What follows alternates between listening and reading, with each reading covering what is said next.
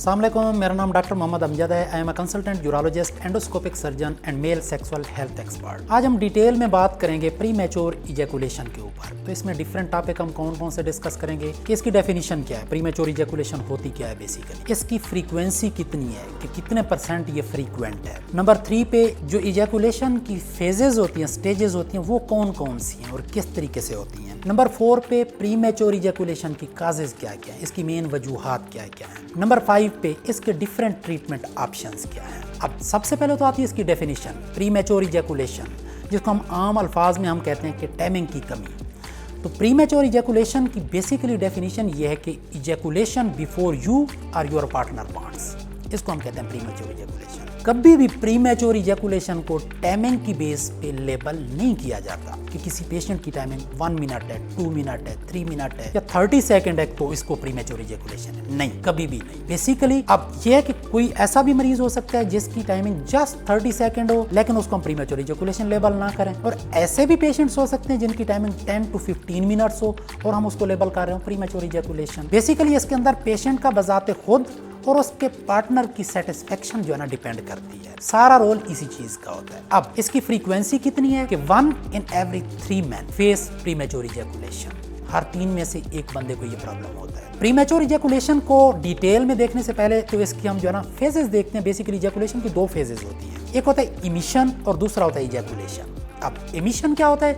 Emission का role सारा control brain और स्पाइनल कॉर्ड के साथ होता है। अब ब्रेन के थ्रू जब सिग्नल आता है, जब ऑर्गाज्म का पीक होता है, तो उस वक्त क्या होता है कि टेस्टिस में से स्पर्म रिलीज होते हैं। तो ये स्पर्म्स वाज डिफरेंस से मूव करते हुए सेमिनल वेजिकल के लेवल तक पहुंचते हैं। तो वहां से सेमिनल वेजिकल की जो कलेक्शन होती है, सेक्रीशन होती है, उसको कलेक्ट करते हैं। वहां से इसको कलेक्ट करके इन्होंने प्रोस्टेट के थ्रू, इजैकुलेटरी डक्ट के थ्रू बाहर आना होता है। तो प्रोस्टेट की इजैकुलेटरी डक्ट में से, यूरिथ्रा में से होके बाहर आने के प्रोसेस को हम इजैकुलेशन कहते हैं, जो कि मेनली पेल्विक फ्लोर मसल पे डिपेंड करता है। उनकी कंट्रैक्शन की वजह से इजैकुलेशन होती है। तो 2 चीजें होगी, एमिशन जिसका कंट्रोल ब्रेन या स्पाइनल कॉर्ड के साथ है, इजैकुलेशन जिसका सारा रोल पेल्विक फ्लोर मसल की कंट्रैक्शन के साथ है। अब नेक्स्ट हम इसके अंदर देखते हैं कि जो प्रीमैच्योर इजैकुलेशन है उसकी बेसिक काजेज क्या क्या है। तो इसकी काजेज के अंदर चंद जनरल हेल्थ रिलेटेड इश्यूज भी हैं, लेकिन उससे बढ़कर मेंटल इश्यूज होते हैं। अब चंद जनरल हेल्थ इश्यूज क्या क्या हो सकते हैं? पेशेंट डायबिटिक है, पेशेंट हाइपरटेंसिव है, पेशेंट स्मोकर है, पेशेंट ओबीज है, पेशेंट को कोई सिस्टेमिक डिजीज है, या पेशेंट के साइकोलॉजिकल इश्यूज हैं, जो कि सबसे ज्यादा इंपॉर्टेंट काज है। साइकोलॉजिकल इश्यूज हैं, मेंटल हेल्थ रिलेटेड इश्यूज हैं उसके, जिसके अंदर क्या आ जाता है? स्ट्रेस आ जाता है, डिप्रेशन आ जाता है, एंग्जाइटी आ जाता है, लॉस ऑफ सेल्फ कॉन्फिडेंस आ जाता है, या कन्फ्लिक्ट विद पार्टनर। ये चंद मेन काजेज होती हैं जो कि प्री मैच्योर इजैकुलेशन की काज बनती हैं, जो कि टाइमिंग की कमी की वजह बनती है मेन। अब उसके बाद ये आता है कि प्री मैच्योर इजैकुलेशन को ट्रीट किस तरीके से करना है। तो प्री मैच्योर इजैकुलेशन की ट्रीटमेंट के लिए डिफरेंट ट्रीटमेंट ऑप्शंस हैं। सबसे पहले तो उसकी साइकोलॉजिकल और बिहेवियरल थेरापी है। उसके बाद उसका लाइफस्टाइल मॉडिफिकेशन है।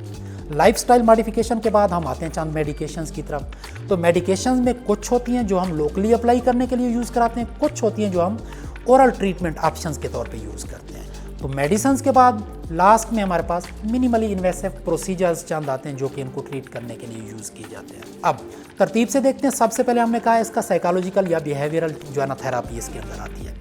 तो इसमें बेसिकली ट्रीटमेंट सिर्फ एक बंदे की नहीं होती, दोनों पार्टनर्स की ट्रीटमेंट होती है। उनके अंदर जो है ना कम्युनिकेशन गैप नहीं होना चाहिए, अच्छी कम्युनिकेशन होनी चाहिए, दोनों को वेल एक्सप्लेन करना चाहिए हमें, और दोनों की साइकोलॉजिकल थेरापी करनी चाहिए, दोनों की बिहेवियरल थेरापी करनी चाहिए, ताकि उनके लाइफस्टाइल के अंदर चेंजेस हैं, उनके अंदर जो है ना एक एजुकेशन हो प्रॉपर, उनको पता हो हर चीज़ का और उस पर वो काबू पा सके सही तरीके से।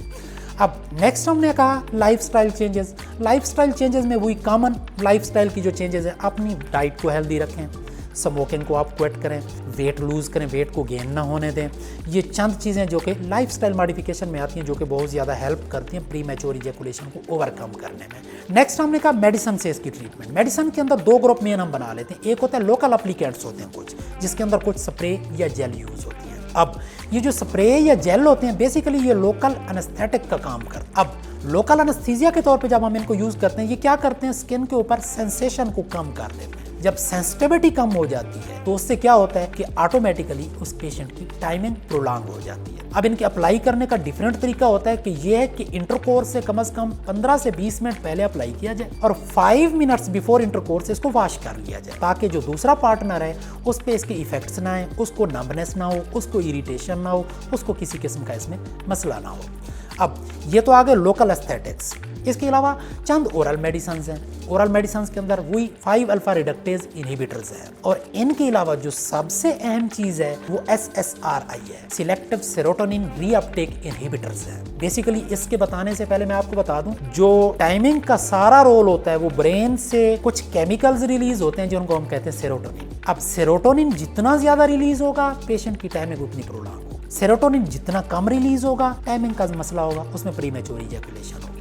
इसके अलावा लास्ट में हम इसका मिनिमल इन्वेसिव प्रोसीजर्स है। मिनिमल इन्वेसिव प्रोसीजर्स के अंदर शॉक वेव थेरापी है और प्रेपस शार्ट्स हैं। शॉक वेव थेरापी और प्रेपस शार्ट दोनों के अंदर बेसिकली क्या होता है कि जो डैमेज्ड वेसल्स होती हैं वो रिपेयर होती हैं, ब्लॉक्ड वेसल्स खुलती हैं, जिससे क्या होता है ब्लड का फ्लो बेटर हो पेनाइल एरिया में, कार्पोरल बॉडीज में, और जितना ब्लड का फ्लो बेटर होगा उतना इरेक्शन प्लस टाइमिंग दोनों चीजें बेहतर होंगी। अब यहाँ पे इरेक्शन प्लस टाइमिंग दोनों का बताना क्यों अहम है, क्योंकि काफी सारे मरीज होते हैं जिनके अंदर दोनों चीजें एक साथ आ रही होती हैं, erectile dysfunction plus premature ejaculation. जब भी किसी पेशेंट के अंदर दोनों चीजें एक साथ आ रही हूँ तो उसमें सबसे पहले तो इरेक्टाइल डिसफंक्शन को ट्रीट करना चाहिए, क्योंकि काफ़ी सारे मरीज होते हैं जिनके अंदर हम इरेक्टाइल डिसफंक्शन को जब ट्रीट करते हैं तो प्रीमेच्योर इजैकुलेशन ऑटोमेटिकली सेटल हो जाता है, उनका ठीक हो जाता है। अगर आपको भी प्रीमेच्योर इजैकुलेशन का मसला है या टाइमिंग का मसला है तो आप हमारे पास मुल्तान के अंदर डॉट क्लिनिक्स पर विजिट कर सकते हैं या नीचे दिए गए नंबर्स के ऊपर रब्ता भी कर सकते हैं। शुक्रिया।